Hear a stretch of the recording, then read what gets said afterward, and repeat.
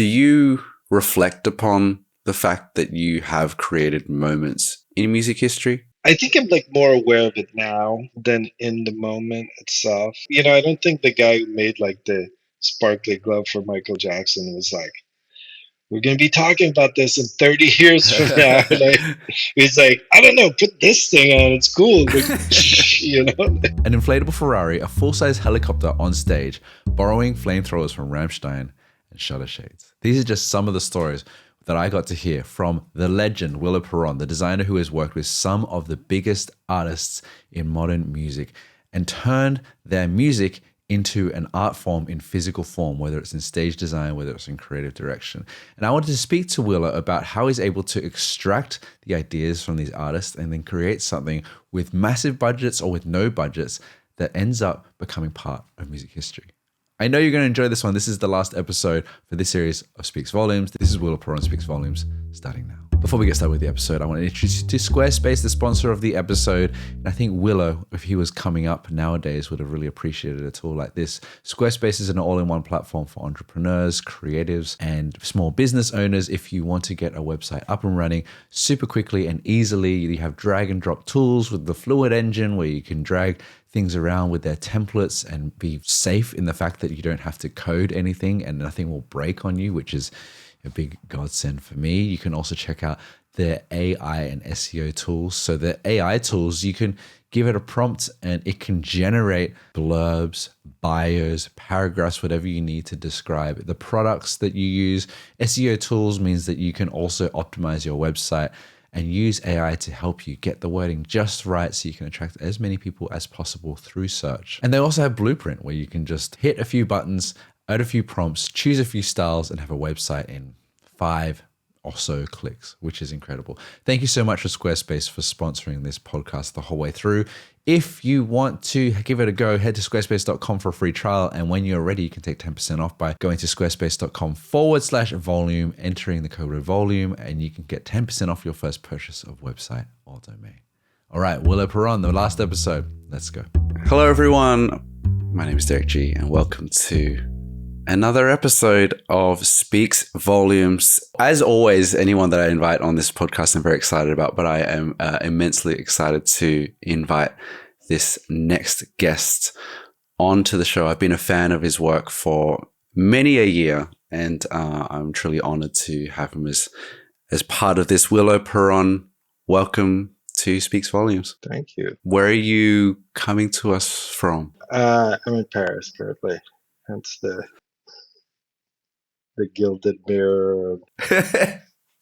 It does have a Parisian quality to it, from the ceilings to the light through the window. You divide your time between LA and Paris, or are you more situated in Paris now? No, my work and my main, that sounds really bourgeois. My work and my house are in LA, and I have a place in Paris that I just come here to. It's more like a recharge and think, and I like being here. And I'm also of French speaking descent. So, do you feel like, are you one of those people that you have two personalities depending on what language you speak? No, but like the interesting thing is, like, since I've spent more time here, I realize that I like spent most of my kind of like professional life in the US. So like I have a much better vocabulary, like adult vocabulary in English, and so I come here and I'm like trying to have debates with people, and I'm just like short on vocabulary because I just haven't used very much French in the better part of the last 20 years. So. And so to introduce my audience to you who may not be aware of you, you are a highly respected creative agency owner, business owner, designer, creative director, many, many things that spans across every facet of physical interactions with artists and stage design and physical packaging, and you exist in furniture now. And what I've been drawn to you about is your work with the biggest artists in the world in terms of their stage design and their tours.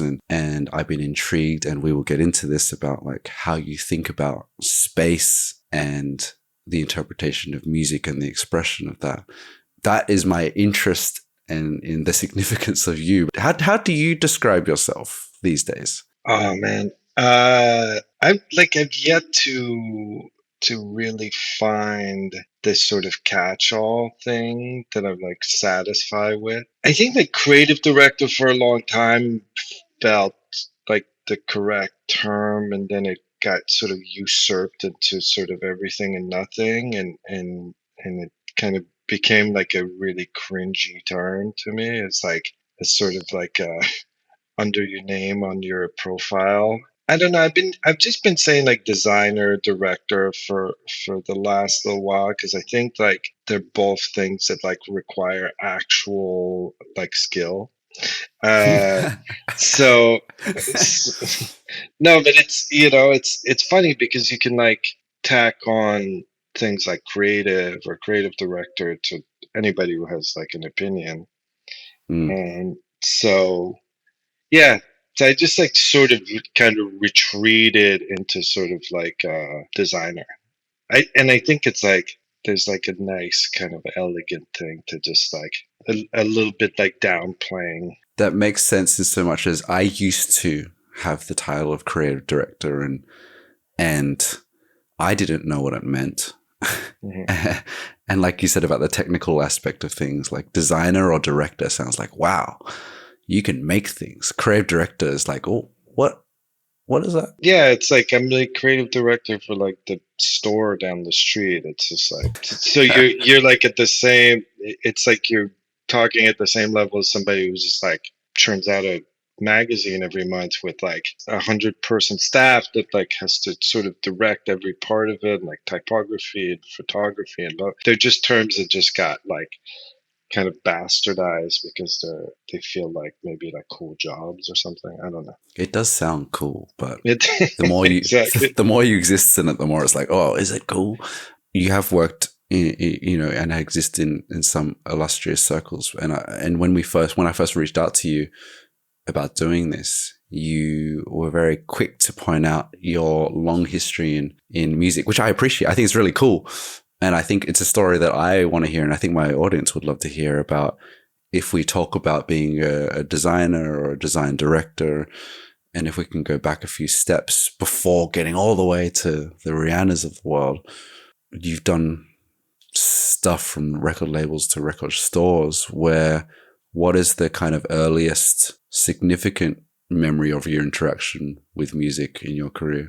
There's something like really amazing. This also sounds like old man porch talk.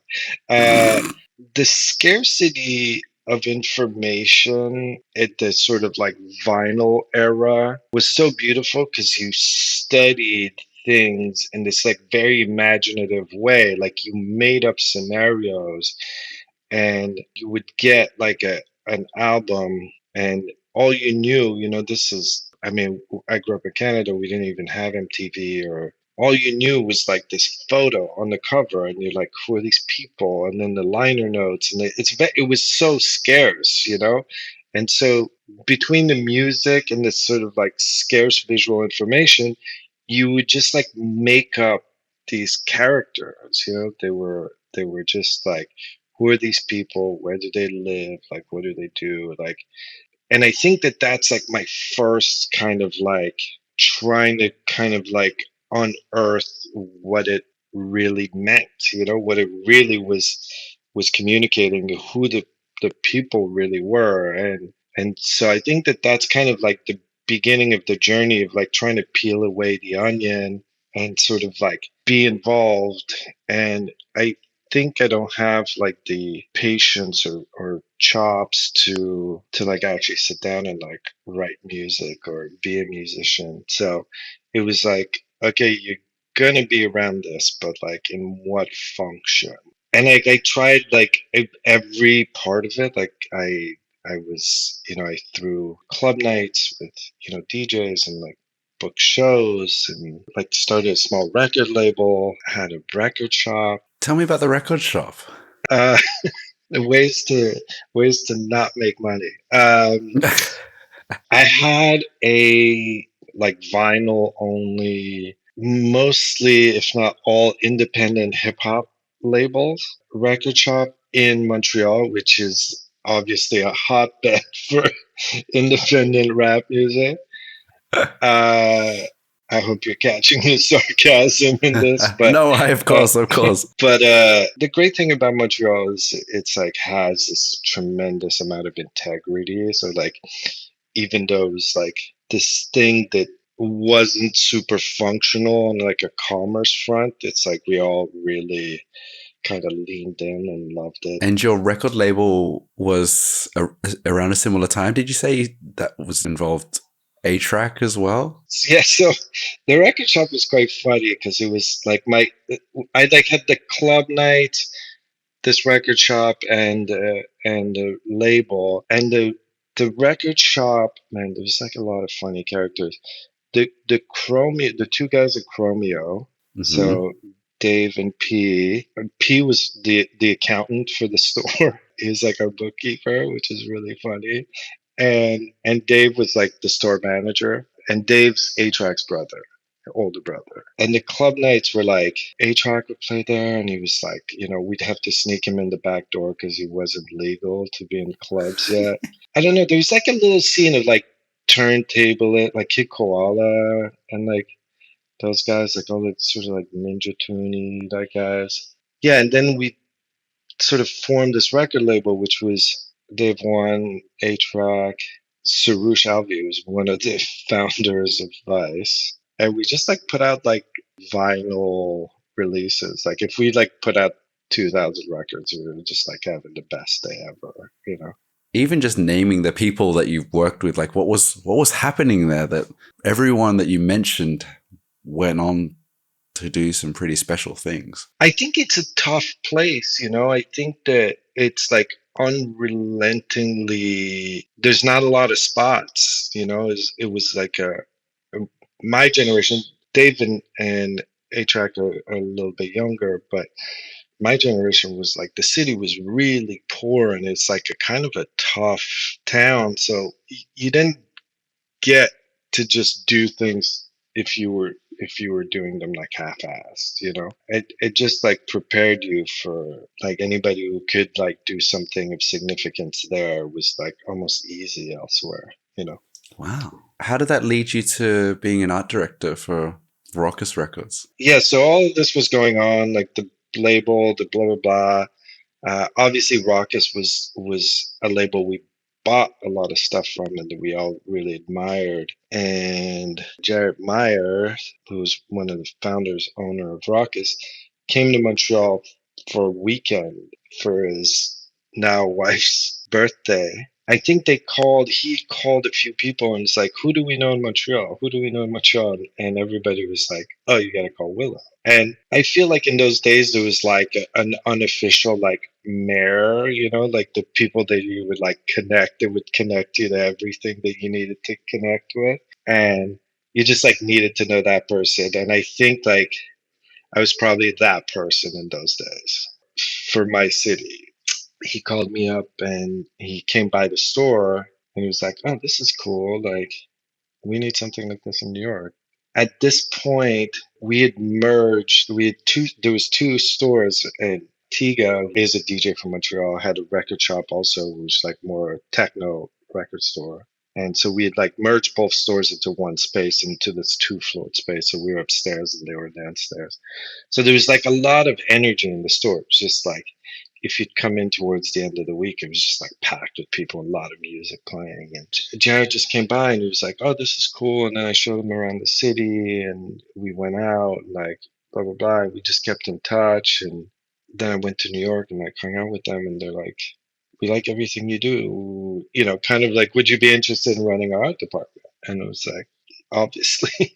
It's like the dream thing at that time. So when they say we like what you do in relation to art direction and the art department, what was it that was compelling about what you were doing that made them go, you? There's a whole other parallel, which is like my kind of maybe my more professional life, I guess, which is like there's the sort of like entrepreneurial shit, which was like booking shows and da da da. And then I was a creative director for like a skate brand, a snowboard company, and like had like also like a small design studio in Montreal. So we turned out a lot of stuff outside of like the label, and also did like I did all the art direction on like our album, like all our covers. And so there was like a lot of sort of beyond like the entrepreneurial stuff. There was a lot of sort of creative visual output, if you will.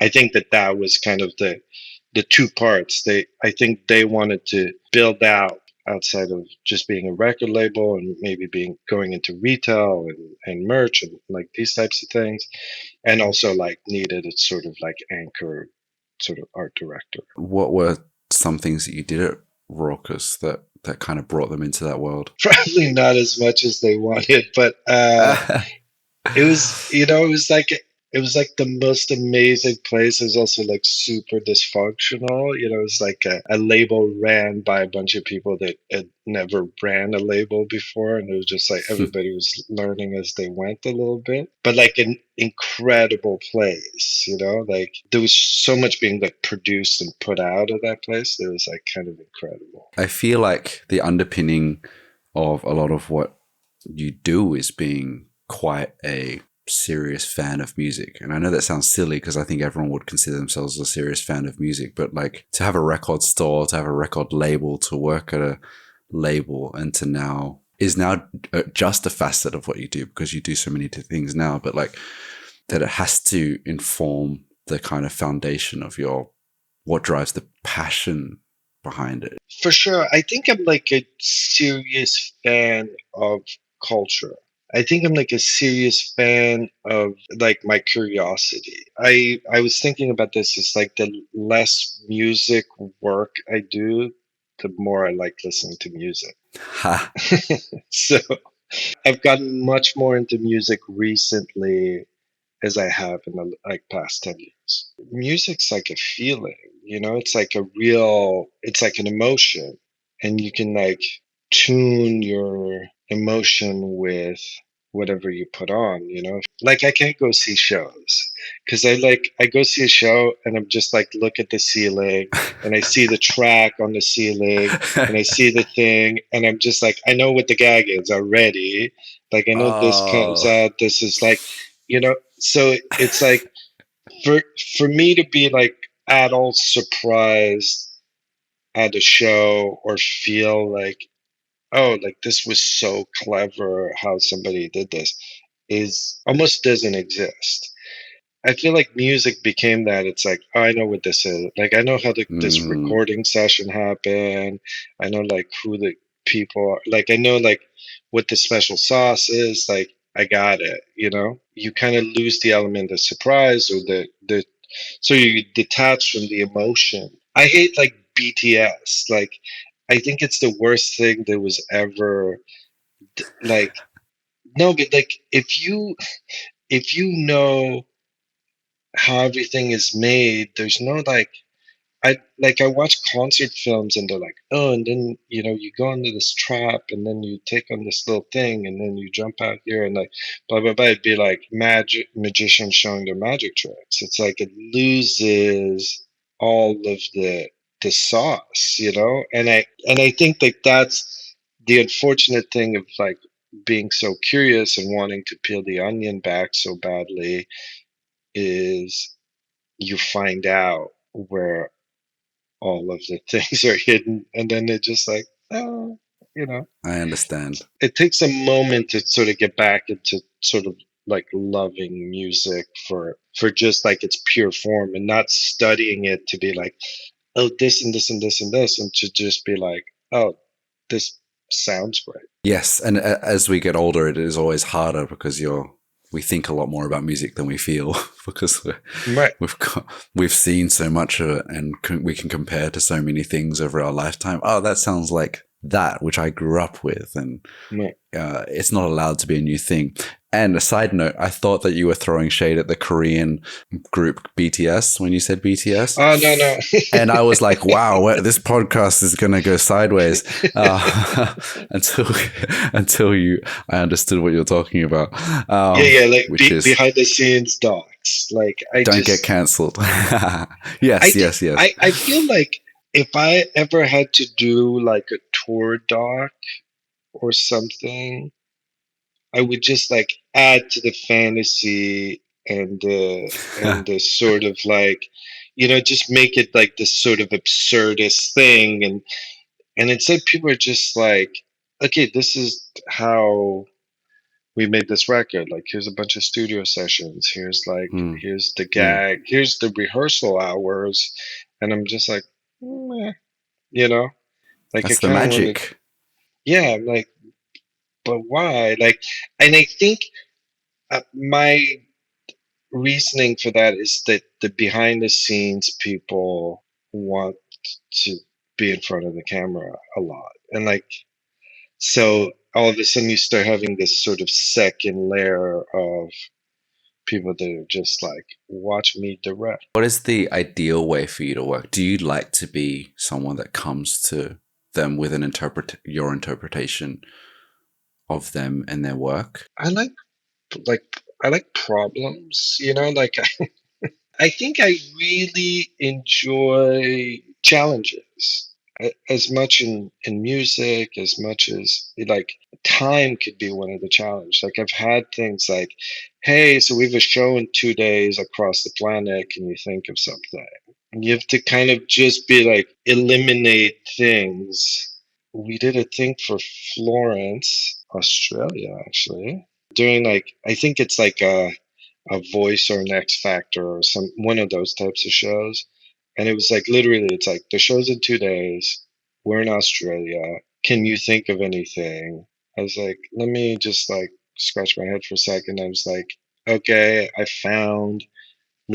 found like a laser cutter, like printer that could just like do things on rolls. And we just like fed the guy patterns, and it would just like laser cut paper. And we just like hung them from the ceiling at the show and just like backlit it. The whole thing was done in hours and cost $1,000.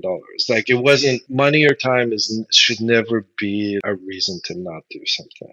So I like that stuff. Like, I really enjoy like having to deal with kind of process of elimination. So if it's like, okay, it's a Jay-Z show, he's not going to do certain things. Like, he doesn't run around and jump out of toasters, and there's not a bunch of pyro. Like, so you can eliminate all that shit. And then you're like, okay, but how do you do something like fantastic for somebody who's not going to run across stage and like jump around? It becomes kind of like a complete different vernacular from somebody else who's going to like roll around on the ground. There's this like element of just like reading the room and like psychology. There's an element of also like kind of watching things through the lens of the audience. Is that going to make a person who's a fan of this particular artist or this particular thing be like, is that going to read true to them? And so there's this part that I spend a lot of time being like, who's the person? Who's the person that I'm like trying to entertain? Like, who's the person I'm trying to get a reaction out of? How long ago was it? Maybe 2018 Drake and the Migos tour. I didn't see the Migos version. I saw it in the O2, I think, in London. And you obviously did that. And there was a playfulness to that. I was like, this is almost like not a variety show, but like there's like a halftime show element to it. Like, there's like, you're a sports match. And then he brings out like a basketball hoop, and the stage turns into a basketball court. And I'm like, hold on, is this what it's meant to be? Like, is this by design that it feels like there's so much variety and activity? Not in like any silly way, but there was a, for want of a better word, a sense of humor to it, or a fun to it. So that's a loaded one. Okay. Is it? Starters, I was at a basketball game with my studio partner, Brian Rodinger, who's like a huge sports fan. Like Mm-hmm. he's like a stats sports fan. He just like you can roll off any stats. And we're sitting there at what was called Staples, I think, still back then in LA, watching the game. And I was like, I wonder what the capacity is at a basketball court versus an end zone show versus blah blah blah. And we start just looking it up like while we're watching the game, and it winds up that the basketball floor footprint or doing an end zone show is about the same amount of people in an arena, because the stuff that you cut off like behind the stage doing an end zone show is it kind of winds up being the same as doing a whole basketball floor. Yeah, So I wow. was like, I was like, so why am I doing end zone shows? Like, I would just rather do this like entire basketball court size show. And then like kind of really quickly after that, Drake was like, okay, we're gonna go on tour. What do you think? And I was like, it's funny. I was thinking and I was like, let's do nothing. Like, or maybe we put like just a video floor, no stage, basketball floor. Like, I was like, the entire basketball court. And I'm like, my thing with him was always like, you're you're an athletic dude, you like sports, like you're front row at the Raptors games, like you like probably hosted the best ESPN ESPYs that there ever was. Like, let's lean in. Let's make it like an actual basketball court, and like how they do all the projection at the beginning of games now and all that stuff. I was like, let's lean into that vernacular, like this sort of like over the top sports vernacular. And he was like, okay, so it's like a basketball floor. And I was just like, yeah, but it's going to change. And so we were like back and forth, and like we wound up raising the stage and blah blah blah. And then I think it's more like, even in his like how he does music, I think that he's kind of like he samples cultures. He's like he sort of studies a bunch of different people, and so there isn't like sort of like Kanye world where it's like the aesthetic and the music, everything sort of matches, and there's this very precise singular through line. His stuff kind of jumps all over, so to sort of build like acts in a show, or this narrative arc or whatever, it's like almost impossible, because it just like changes and it just sort of moves around so much that it's better to kind of just do it like small groups of songs or song by song. So the sort of variety show element of it is just like, it's literally like, here's a good idea. And then you just like put it on the board, and then it's like, oh, I saw this, like I don't know if you saw the whole sort of like perspective 3D gags where it just looks like, Yes. it's like, it was just like, oh, he saw a thing in Vegas where it's like did this like faux 3D perspective thing, and I was like, okay. I was like, 3D perspective thing, and then we were like, okay, yeah, like we could turn the thing into a basketball court. Like, okay, basketball court. And so it just becomes like attaching, and then we were like, oh, it's the format of a giant iPhone. So it's just like, at one point he's like walking on this sort of like, the thing is scrolling, and then we found like this technology that's like a motion tracking technology. So it was like, he's like walking and the floor cracks, and like, so we were just like trying to implement gags and technology. He's pretty like maximal, it's like, Mm. yeah, it's like, it's really just sort of like this idea of like kind of like bang for buck, like everything, there's just like a thing going on every minute, and there's a ton of pyro, and there's fly gags, and it's very much variety shows, like a really good version of it. It's like, how do you sort of impactful with every second of the show? I really appreciate hearing that story, because I don't know how many of your works I've experienced in real life. And it makes so much sense that I like what you said about sampling culture and the comparison between him and Kanye, where Kanye is more of a persona and a character, whereas seemingly the persona that I receive from Drake is like, he's a bit silly and a bit sassy sometimes, and a bit like he likes different things and likes to show that and be part of culture. And being able to see that on the floor and have really serious moments, really emotional moments, really fun moments, all fit in together in an experience, I thought was a really powerful but a really challenging creative thing that was pulled off. You had a flying Lamborghini, Ferrari. Of course, it's the yellow one. Yeah, inflatable Ferrari. So that's like another thing. There was just like it was like this company had like come across that did like these flying like drone objects for commercial things, for like brand launches and stuff. And I was like, this is so cool. And they did a lot for car shows. And I showed it to him, and I was like, I don't know. It's actually a thing that I like totally developed a thing for an XX tour, and they wound up not doing it. I can't remember if it was like a budget or like an aesthetic decision, but it was just like this big giant flying mirror that like unfolded over people's heads and just like got hit with light, and we wound up not doing it.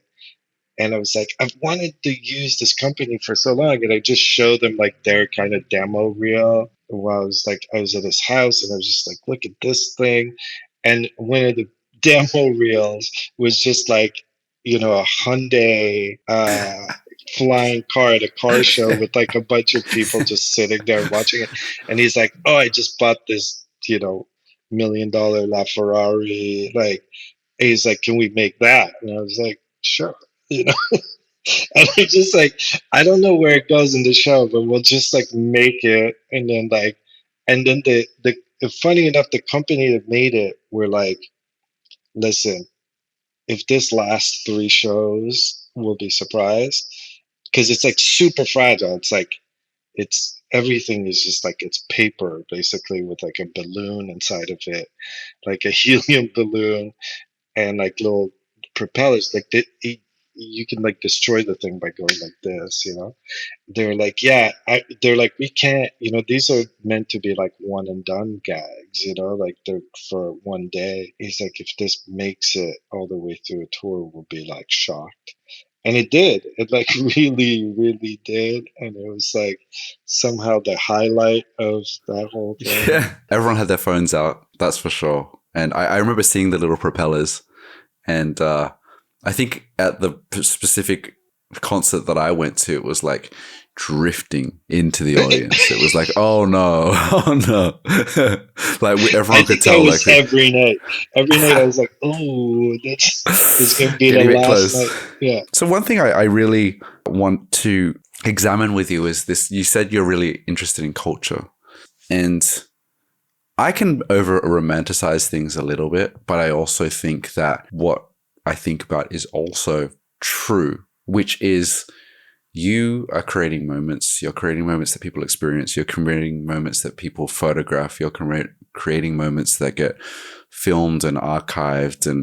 And as is like, whether it's Jimi Hendrix or Metallica with a stack of Marshalls behind them, becoming like iconic to a particular era. Do you reflect upon the fact that you have created moments in music history that are kind of set in stone as something that is significant? I think I'm like more aware of it now than in the moment itself. Like I think I just get into the sort of headspace of getting the thing done and like figuring out what the best version of it is. I don't think the guy who made like the sparkly glove for Michael Jackson was like, we're going to be talking about this in 30 years from now. Like, he's like, I don't know, put this thing on, it's cool. Like, like, I don't think that like that moment you're just like, oh, the zipper jacket. Like I just said zipper jacket, you knew exactly what I was saying. Yeah, And of course.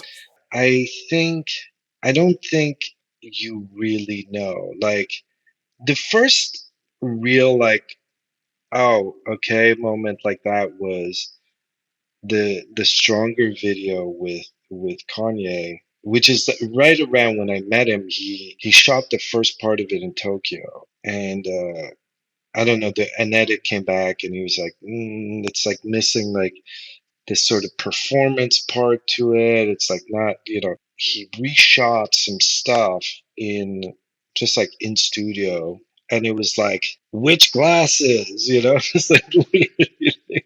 It's like, should I wear these? Like, and then like, and it was like the Alain Mickley like shutter shades, and everybody was like, No way. and we're like, oh yeah, that's cool. Like, do that. And then it was just like shutter shades. Like it was just like 2 years of fucking shutter shades everywhere. And it was like literally a reshoot and a kind of a last second decision. It was like no part of that was it. And then it just became like you just have to wear the fucking shutter shades like every performance. And we did You like say it's it's the sparkly glove thing, right? You say shutter shades. I know everyone knows who that is. yeah, and it was like we redid a version with like lights on them for like the Daft Punk performance, and like it just became like, you know, fucking 2 3 years of fucking shutter shades, you know. It's like, And so I guess you realized it because you saw it permeate in a way that no one expected, and it became an icon yeah, of music. yeah, and you see like the, you know, the Murakami drawings with the bear with the shutter shades, and you know, just like turned into this thing, you know. So you don't know. I don't think that there's you can't really predict those things. Yeah, like Rihanna Super Bowl, like yeah, it's a giant moment, and you know it'll stick. Like how sticky is it? Like I don't know. You know, like we still reference, you know, the day that it rained and Prince played Purple Rain. It's like, yeah, just everything happened. It was perfect, but it was a Prince show. Like he just went out there and did a Prince show. It just like the situation was perfect, you know. So I don't know, like how sticky is Rihanna's Super Bowl? Like, are we sitting?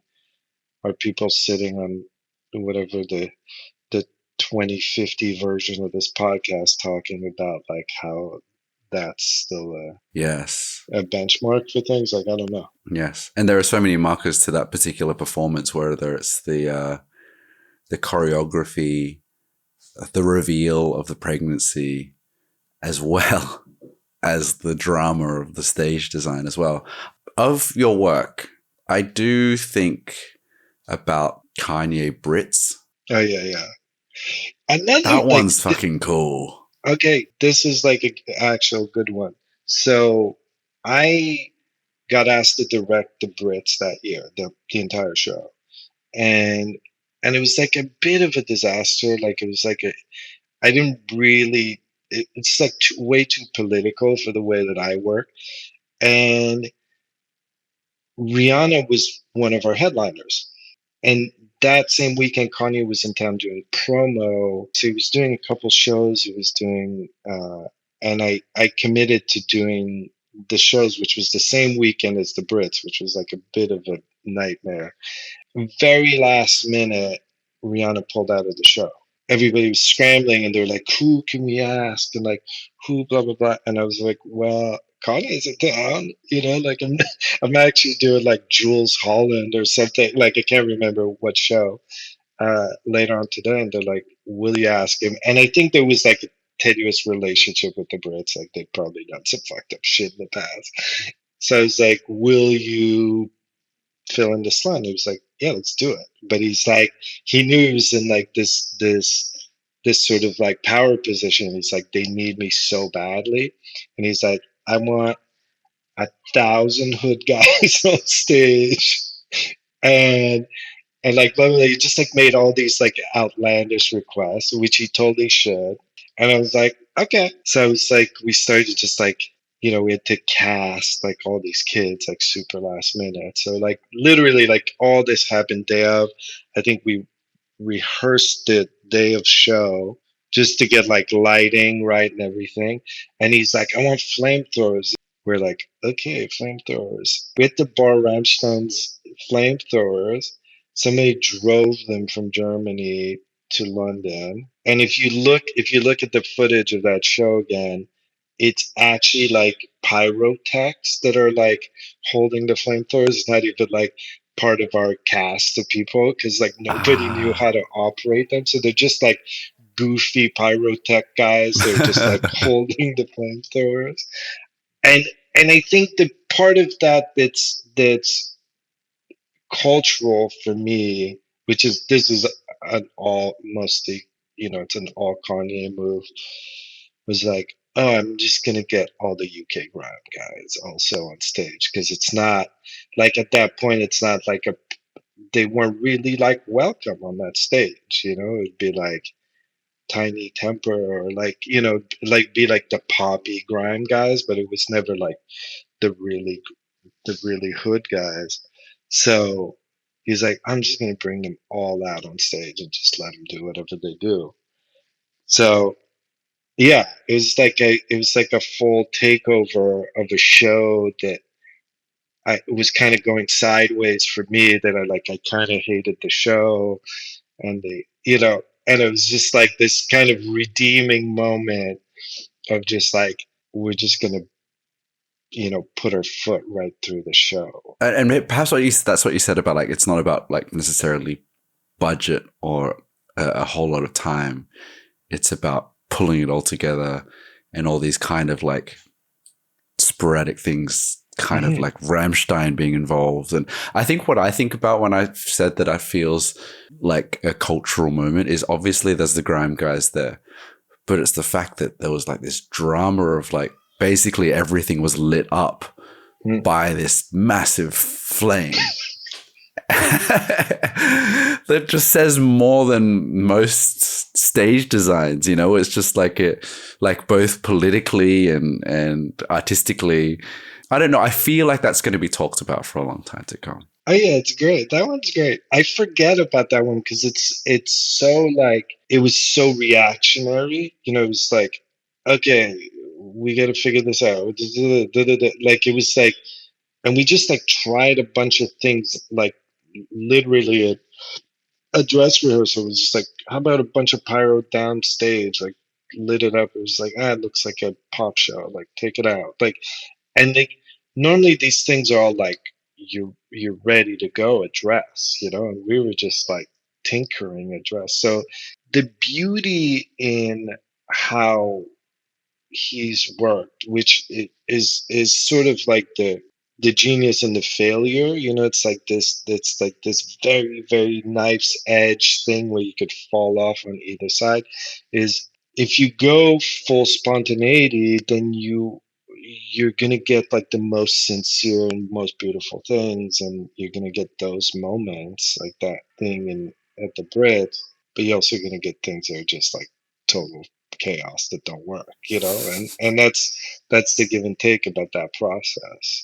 To kind of bring it full circle, I think what you said at the beginning about, I guess what I was trying to say was, you speak about Kanye and how he lives on that knife's edge, but I think that when you speak about your early entrepreneurialism, and we were talking about your record store and your label, and then you also said, oh yeah, but that was almost like the fun thing, and then I had my corporate thing where I also had an agency, and I also had all these other things going on. That I get the sense that you've been able to do what you do for so long because when we talk about creative director or design director, you're also an entrepreneur or a risk taker or someone that is willing to go like, let's do this because why shouldn't we?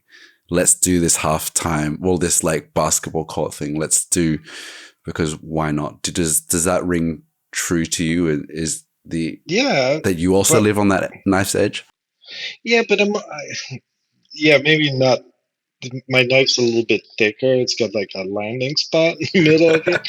But no, I think you have to. Like, if not, it's just redundancies. Like, if you're not being like, let's put 1,000 people on stage and see what happens, or like, let's take over the full basketball court. Like, it's like, can the whole stage fly? Like, these are all things that you just like go like, everybody's like, no, no, no, and you're just like, well, let's just keep going until like it actually doesn't work. And then when it works, everybody's just like patting themselves on the back, and then like everybody sort of like does a bad replica of it in some form or another. So I think that you have to. I think if you want to do things that are innovative, yeah, you absolutely have to kind of throw away everything that's there, and kind of try something that is. The more people say no, the more it's like fun for me. Like, I don't know. Like, I think like the Rihanna helicopter one is like a really good, like, What's I that don't know if one? you. I don't Oh, recall that one. that one is like. But it was like, I was like, I'm just gonna throw this helicopter on stage. Everybody was like, no, no, impossible, blah blah blah blah blah. And then it's just like engineered it, and it was like, here you go. And then like everybody's like, to this day, people are like, oh yeah, when we did the helicopter. Did you she know, take off in it? Did she land in it? no, no, it's like a real helicopter. I found it at Wow. like a prop place in like outside LA, and it's just a set piece, but it's just like this kind of giant set piece, and like didn't fit anywhere. And anyway, I just made it work, and it was And you're like, didn't fit, you say? yeah, yeah, yeah. And then like it's like literally like front page of like the production company's portfolio. Like there was like no, no, impossible. So it often is the case. I think it's more fun too. Like the very first thing I did with Gaga on live TV was like this big glass box that was like all breakaway glass, and nobody would insure it, and they made me sign like a liability waiver as we were walking on stage. They were like, if somebody hand gets cut off, that's on you. And I was just like, I guess okay. Like, I was like, we don't really have a choice. It's like, or she goes out there, she doesn't have a show, or like we're like, so guys, just watch the big pieces of falling glass. I forget about that. I used to work in production. That like the insurances side of it, I understand why it exists, but can kill a lot of creativity. Yeah, I mean, just laziness and like people not wanting to go out of their comfort zone. We brought video director with us to shoot one of the to shoot the live like iMag feed for the last Jay-Z tour we did, and he shoots in like you know defunct formats like mini DVs and VHS, and it's like to retrofit all that stuff is just like a nightmare, and like all the sort of the guys that shoot those shows are just used to using that form. It was such a big argument, and then like everybody's like super proud of themselves after. It's like, so you just have to do it, I think. Perhaps that comes from your Montreal nature, like you said, of having to find a way. Yeah, I think maybe. Yeah, and I think like world building, like developing languages, in the sense of like I like identities or visual languages or whatever it is. Um, you have to be like a bit stubborn. You have to be like a bit like, I see this thing makes no sense, but it's like these two things coming together and making this kind of other thing. And you got to kind of like stick to it, until then it becomes like the new sort of standard. Or maybe it's a huge fail. I don't know. The thicker, nice edge with a bit of a landing strip. I do get more of a sense of you than what I've read about, which is there's a sense of humor and a playfulness and an ambition kind of wrapped into the creative side of it that I guess plays into what you said about like creating culture is like you don't really know at the time, but it is also like, yeah, why not? Let's try it. And not being too stiff about things, really. Yeah, I think that if Bowie didn't dress up like a woman. I don't know. It's like if you don't like go out and like do these things, then it's funny. Like personally, I'm like just like white t-shirt, like same thing every day guy.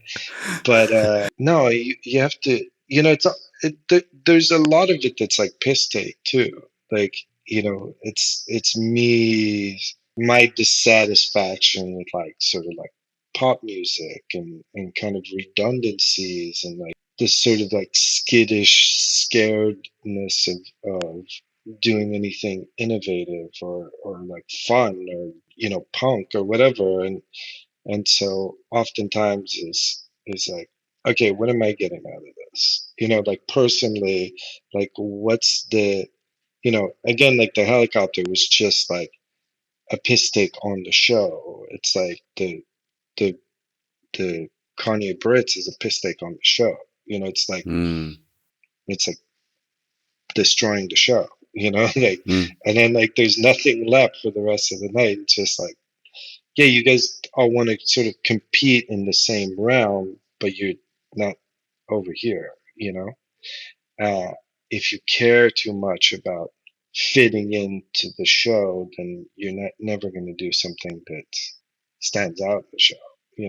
And I think it's the same thing and sort of like any sort of aesthetic realm. It's like you're trying to like make sure that you're in the moment and like, oh, but then that's just, I guess, a version of copying. Or I love that.